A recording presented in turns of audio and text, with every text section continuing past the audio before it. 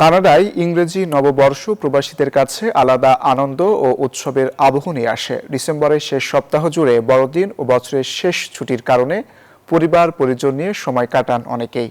বড়দিনের আনন্দে রেশ কাটতে না কাটতে আসে নতুন বছরের আগমন, যা কানাডায় বসবাসরত প্রবাসী বাংলাদেশিদের জন্য হয়ে ওঠে এক মিলন মেলা। লাইলা নুসরাতের তথ্য, চিত্রের রিপোর্ট। সকল জীর্ণতাকে বিদায় জানিয়ে সুন্দর নতুন আগামীর প্রত্যাশায় সারা বিশ্বের মতো কানাডার প্রবাসী বাংলাদেশিরাও বরণ করে ইংরেজি নতুন বছর 2026।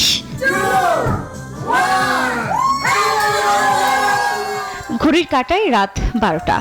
একে অপরকে আলিঙ্গনে সবাই বরণ করে নতুন বছর। রং বেরঙের আতশবাজির আলোয় আলোকিত হয়ে ওঠে রাতের আকাশ। শহরের বিভিন্ন স্থানে কানাডিয়ানদের সঙ্গে প্রবাসীরাও অংশ নেন এই আনন্দঘন উদযাপনে।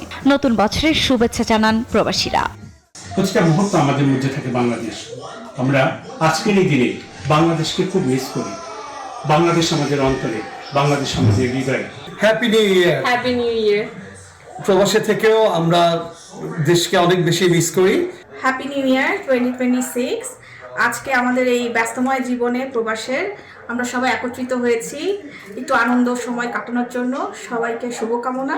আমরা চাই এই নতুন বৎসরে বাংলাদেশে শান্তি ফিরে আসুক এবং সবার মধ্যে শান্তি বিরাজ করুক।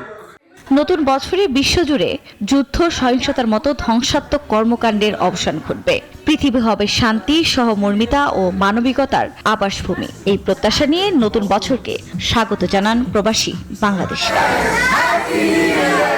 Desk report, news 24।